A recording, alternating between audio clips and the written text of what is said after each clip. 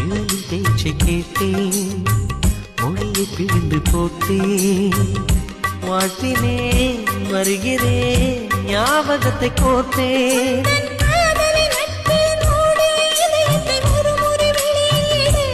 உந்தன் சாலைகள் நெடுகில் பூவிடும் மரங்களை வளர்க்கிற உரிமை கொடுத்தேன்.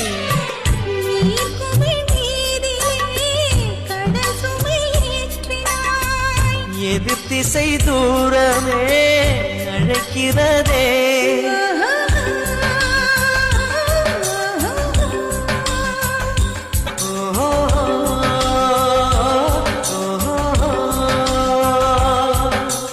விடை கொடு விழியே, கண்ணீரின் பயணம் இது.